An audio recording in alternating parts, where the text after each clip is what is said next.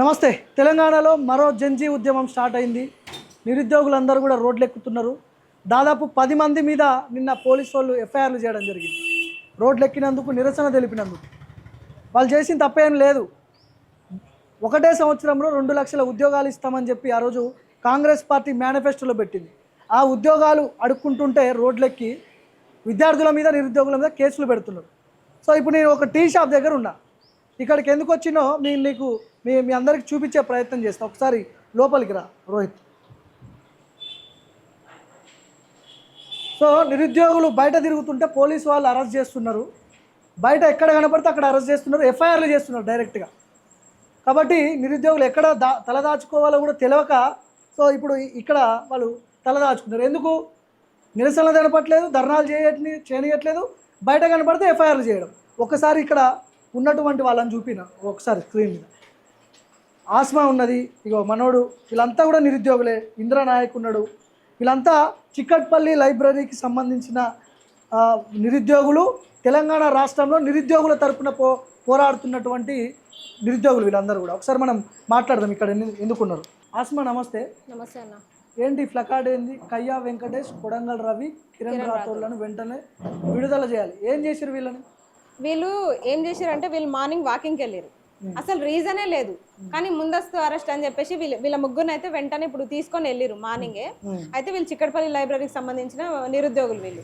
అయితే వీళ్ళు మాకు ఇన్ఫర్మేషన్ ఇచ్చారు, ఇట్లా అందరినీ అరెస్ట్ చేస్తున్నారు. నిన్న వీళ్ళందరినీ అరెస్ట్ చేశారు. రాత్రి 3 గంటల దాకా వీళ్ళందరూ ఇంద్ర వాళ్ళని, కుమార్ అన్న వాళ్ళని, వీళ్ళని దిల్సునగర్లో అరెస్ట్ చేశారు.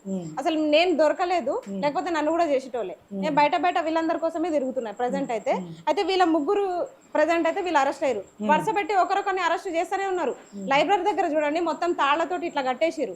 అంత నిర్బంధం ఎందుకు? ఏం జరుగుతుంది అసలు? ఎందుకు అరెస్ట్ చేస్తున్నారు మమ్మల్ని? ముందస్తు అరెస్టులు అంటే ఎందుకు ముందస్తు అరెస్టులు? ఏం చేస్తున్నామని అరెస్టులు చేస్తున్నారు? మేము శాంతియుతంగా ప్రొటెస్టులు చేస్తున్నాము. మా వల్ల గవర్నమెంట్ కి కానీ ఎవరికన్నా లా అండ్ ఆర్డర్ ఇష్యూ కానీ ఏమైనా జరుగుతుందా? ఏం జరుగుతలేదు కదా, అయినా సరే ఎందుకు అరెస్టులు చేస్తున్నారు? సరే అరెస్టులు చేస్తున్నారు. ఇవన్నీ అయినా ఒక ఎత్తు అయితే మా అందరి మీద కేసులు పెట్టారు.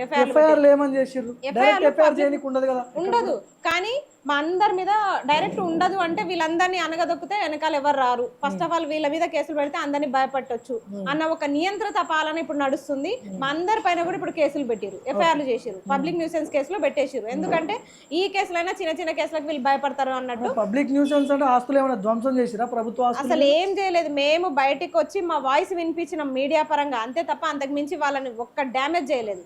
డ్యామేజ్ చేయకముందే వాళ్ళు వచ్చి మమ్మల్ని డ్యామేజ్ చేస్తారు, గుద్దుతారు. అసలు వాళ్ళ కొట్టే దెబ్బలు చెప్పుకోలేని పరిస్థితి. ఆడోళ్ళని కొడుతురు, మొగోళ్ళని కొడుతురు, ఎవరిని విడిచిపెడతలేరు, కొడుతున్నారు. పిడిగుద్దులు గుద్దితే అవన్నీ చెప్పుకోలేని పరిస్థితి. అట్లయితుంది పరిస్థితి. కాకపోతే వీళ్ళందరి మీద ఇప్పుడు అందరి మీద కేసులు అయినాయి. ఇప్పుడు ఏంది పరిస్థితి? అందరి మీద ఎఫ్ఐఆర్లు అయినాయి. అయినా సరే మేము నిరుద్యోగుల పక్షాన కొట్లాడడానికి మేము సిద్ధము. దొంగ నాయకులు లెక్క, బల్మూర్ వెంకట్ లెక్క, రియాసార్ లెక్క, కోదండరామ్ లెక్క వీళ్ళు అధికారాలు తెచ్చుకొని, పదవులు తెచ్చుకొని ఈ రోజు నిరుద్యోగులను పట్టించుకునే పరిస్థితి లేదు వాళ్ళు. కానీ మేము అట్లా కాదు. నిజంగా నిరుద్యోగ నాయకత్వం ఎట్లుంటుందో మేము చూపించబోతున్నాం. మేము బలైపోయినా పర్లేదు. నిరుద్యోగుల అక్రమ అరెస్టులను ఖండిస్తున్నాం. నైట్ నాకు నువ్వు 3 o'clock ఫోన్ చేసినావు. ఎందుకు ఆ టైంకి ఎందుకు ఫోన్ చేయాల్సి వచ్చింది? ఏం జరిగింది అసలు? సార్లు ఎవరైతే సిఐసార్ ఉన్నారో సిఐసార్ ఏం చెప్పారంటే కేసులు ఏం లేవు, పై నుంచి మా ఇద్దరి మీద కేసులు పెట్టాలని చెప్పి ఆర్డర్స్ వచ్చినాయి. ఏం చెప్పేస్తే మా ఫ్రెండ్స్ మీద కూడా వాళ్ళు కొత్తగా వచ్చారు, వాళ్ళకి ఏం తెలియదు. వాళ్ళు ఫుట్బాల్ మీద నిలబెట్టారంట. అసలు ఏం జరుగుతుంది తెలంగాణలో, దిల్సునగర్లో ఏం జరుగుతుందని చెప్పేసి వాళ్ళు రోడ్డు మీదకి వచ్చి చూడడమే తప్పైపోయింది. ఫుట్బాల్ మీద వాళ్ళు నిజంగా రోడ్డు మీదకి వచ్చి గొల్ల చేసిరా, ధర్నా చేసిరా, ఏం కూడా ఎవిడెన్స్ లేదు, సాక్ష్యాలు లేవు, ఏం లేదు. ఓన్లీ చూసినందుకే కేసులు పెట్టినాం మా మీద, కొంతమంది మీద. ఎందుకు సార్ ఈ టైం రన్ అవుతుంది ఇప్పుడు దాకా అంటే ఎవరెప్పుడు చెప్పుకోరి ఏం చేస్తున్నారు సిఏరు అక్కడ మన చైతన్యపురి సార్ సైల్ సార్ మాట్లాడుతుండు. మరి సార్ ఏం సార్ అక్రమ కేసులు అంటే ఇదే మీకు మీరు నాయకులు ఏమైతుంది, మేము ఏమైతే అంటారు. మేము నాయకులు మేము చెప్పినాం నాయకులు అని. మేము దిల్సునగర్కి వచ్చింది నాయకుల కోసమా? మా తల్లిదండ్రులు ఆ వీడియోలు చూస్తే కన్నీరు పెడుతున్నారు. ఆ కొట్టు చూడండి ఒకసారి ఎట్లా కూర్చున్నట్టు మమ్మల్ని. అసలు ఘోరంగా నన్ను కొడుతురు. చూడండి వెనక నుంచి కొడుతుండు.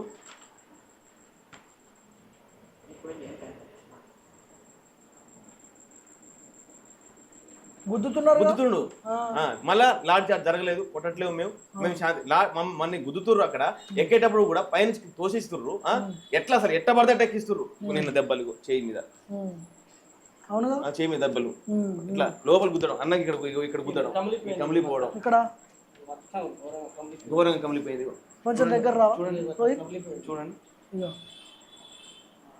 ఎందుకు ఇట్లా కొడుతున్నారు పోలీసులు? అదే అర్థం కావట్లేదు. మేమేమన్నా మీ ఆస్తులు అడుగుతున్నామా, లేదా మీ పదవుల్లో వాటాలు అడుగుతున్నామా? మేమేం అడుగుతున్నాం? మీరు ఎన్నికల మేనిఫెస్టోలు ఏవైతే పెట్టారో అవే అడుగుతున్నాం కదా.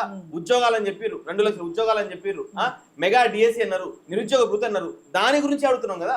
మేము మీ ఫ్యూచర్ షిప్ లో వాటాలు అడుగుతున్నాం, మూసి సుందరీకరణలో మీ డబ్బులు ఏం అడగట్లేవు, మాకు రావాల్సింది ఇవ్వండి అయ్యా, 3 సంవత్సరాల పరిపాలన కాలం అయిపోతుంది, మరి ఎందుకు దీని గురించి మాట్లాడతారంటే ఇలా మా మీద కేసులు పెట్టి ఇప్పుడు చిక్కట్పల్లి లైబ్రరీ చుట్టూ పోలీసులు జరిగింది. అదే అర్థం కావట్లేదు. నిన్న తెలిసిన బాగా జరిగింది కదా, మరి ఇలా ఏమన్నా ఇంకో విధంగా ఏమైనా గొడవ జరుగుతుందని చెప్పి ఇలా పెట్టుకు మీరు నిజంగా దాన్ని ఆపాలనుకుంటే ముఖ్యమంత్రి గారో లేకపోతే ఎవరైనా మంత్రో ప్రెస్ మీట్ పెట్టి మేము ఉన్నాం, మీకు హామీలు ఇస్తున్నాం చెప్పాలి. కానీ ఇలా మా చుట్టూ పోలీసులను పెట్టే కార్యక్రమం చేశారంటే మా మీద కేసులు చేస్తే వీళ్ళు ఎగ్జామ్ రాయొద్దు, వీళ్ళు రౌడీలుగానే మిగిలిపోవాలనే ఉద్దేశంతో ఇలా మా మీద కేసులు పెట్టి ఇలా మా మీద కేసులు ఏం పెట్టాలి అంటే మీ కాంగ్రెస్ పార్టీ అధికారంలోనే బస్ అట్లా చేసిన అంటే మీరు ఇచ్చిన గిఫ్ట్ ఏంటంటే మీ పార్టీ అధికారం వస్తే నా మీద కేసు పెట్టారు.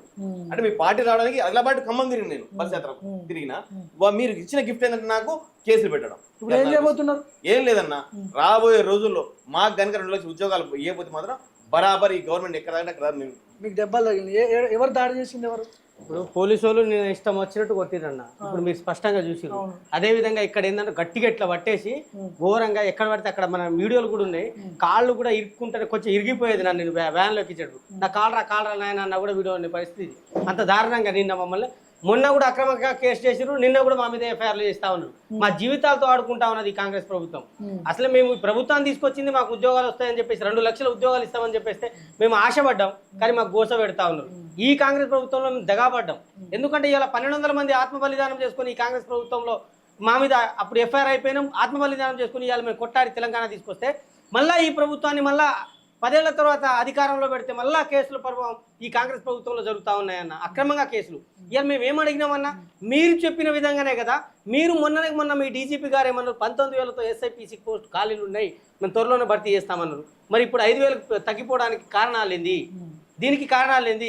మీరే కదా మెగా డిఎస్సి ఇస్తామన్నారు, మేనిఫెస్టోలో పెట్టారు, 25,000తో మెగా డిఎస్సి ఇస్తామన్నారు. మరి ఏమైంది మీ మెగా డిఎస్సి? ఇవాళ విద్యా వ్యవస్థను పూర్తిగా సర్వనాశనం చేసి రేవంత్ రెడ్డి గారు తన దగ్గరే విద్యాశాఖ మంత్రి పెట్టుకొని, తన దగ్గరే హోంశాఖ పెట్టుకొని, ఈ 2 సంబంధించిన ఉద్యోగాలు మొత్తం పూర్తిగా నిరుద్యోగులు అన్యాయం చేస్తా కనబడతా ఉంది ఈ ప్రభుత్వంలో. మేము జియో 46ని రద్దు చేయమన్నాం.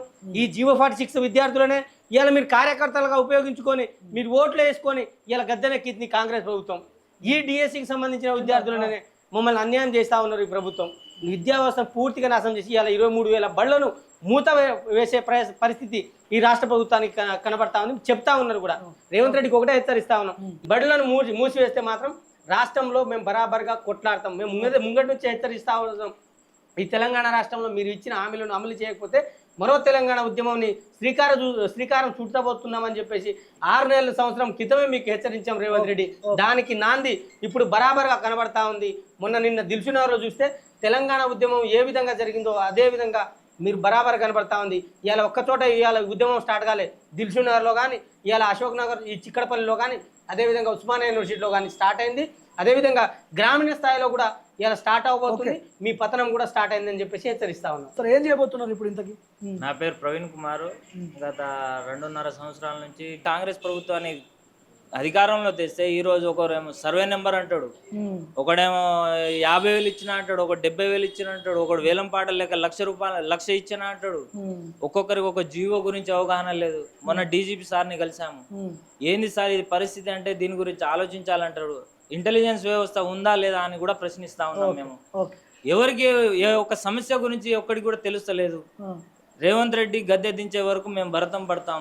ఎట్టి పరిస్థితుల్లో రేపు జరగబోయే మీటింగ్ ను కూడా అడ్డుకుంటామని చెప్పేసి మేము హెచ్చరిస్తా ఉన్నాం. ఆస్మా, ఎందుకు ఈ పరిస్థితి వచ్చింది? ఎందుకు ఇట్లా దాచుకుంటారు? అంటే ఇట్లా టీ షాప్లలో వచ్చి కూర్చొని దాచుకోవాల్సిన అవసరం ఉంది, ఫ్లకార్డ్ లేని ఏమనిపిస్తుంది ఈ తెలంగాణ చూస్తుంటారు? ఇగోండి అన్న, వాళ్ళు ఎంత ఎంబడించినా మేము అంత ఎత్తులకు పై ఎత్తేస్తాం, కానీ దాచుకునే ప్రసక్తి అయితే లేదు. దాచుకోము. ఖచ్చితంగా ఇప్పుడు తిరుగుబాటు మొదలైంది, ఖచ్చితంగా తిరగబడడానికే వచ్చినాం. వాళ్ళు ఎవరైతే మా అభ్యర్థుల్ని పోలీస్ స్టేషన్లలో పెట్టి ఇబ్బంది పెడుతున్నారో అదే పోలీస్ స్టేషన్ ముందు కూర్చుంటాం. మా అభ్యర్థుల్ని, మా నిరుద్యోగుల్ని వదిలిపెట్టేదాకా మేము వదిలే ప్రసక్తి లేదు. వాళ్ళ భరతం.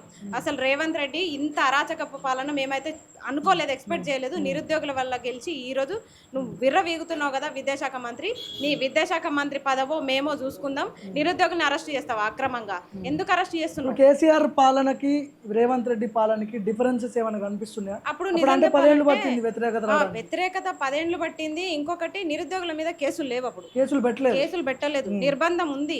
కానీ మేము బయటికి రాలేని పరిస్థితి. కానీ ఇప్పుడు అట్లా కాదు కదా, ఇస్తామంటారు, ఇప్పుడు అంటారు, అప్పుడు అంటారు, త్వరలో అంటారు, నెల అంటారు, 2 నెలలు అంటారు, 80,000 అంటారు, 70,000 అంటారు. మళ్ళీ తీరా చూస్తే నోటిఫికేషన్స్ ఉండవు. అగో, నోటిఫికేషన్స్ ఉన్నప్పుడు ఏం చేస్తాం? రానా నోటిఫికేషన్స్ ఉన్నప్పుడు చాయ్ కూడా తాగొద్దా మేము? చాయ్ కూడా తాగొద్దా? జూమ్ చేసుకోకరు నువ్వు, జూమ్ చేయి. అబ్బా ఆపరు. వచ్చేసిరి. ఎందుకు వచ్చారు పోలీసు? పోదాం మేము పోలీస్ స్టేషన్ ముందు ధర్నా చేస్తామని చెప్పినాము, అందుకే వచ్చిరు వాళ్ళు. పదండి పోలీస్ స్టేషన్ ముందుకు వెళ్దాం, పదండి వెళ్దాం పదండి.